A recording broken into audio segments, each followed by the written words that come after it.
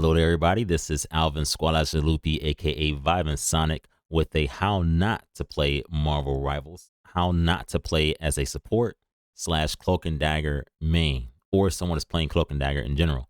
Okay. In this particular match, there were some things that was just bad from the Cloak and Dagger in terms of ult usage, which is very important. Okay.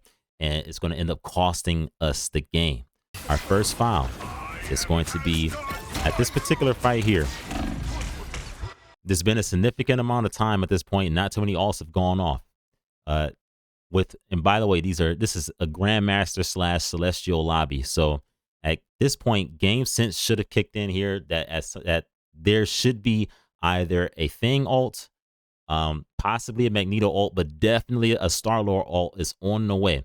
And you're going to see that this Thing is chasing the Cloak and Dagger, and I'm trying to protect her, but it's not working out. And additionally, the second healer, which is Luna Snow, is failing to save the Cloak and Dagger.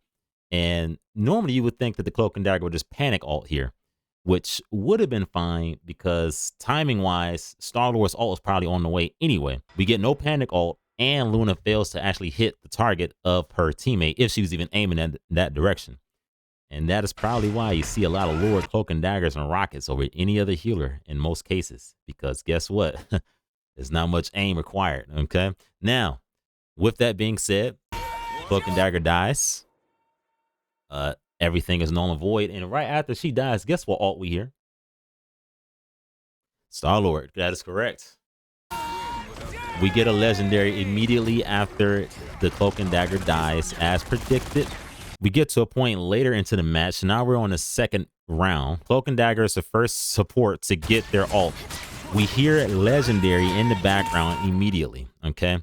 Now he goes for Mantis first because she is peeled away from everyone else completely. But at this point, it has to be in the Cloak and Dagger's mind to say, okay, he just ulted. Let me counter ult that with my ult and save everybody.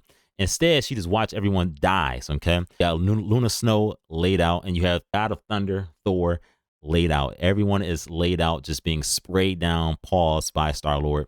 Very unfortunate. And for some reason, after 3 people have died, by the way, 3. You want to know what happens?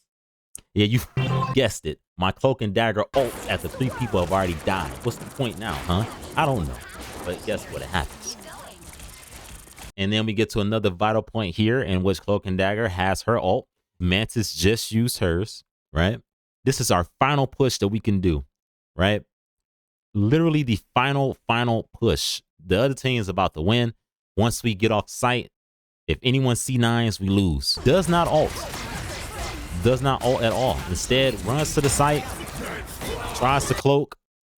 It's clobbering time.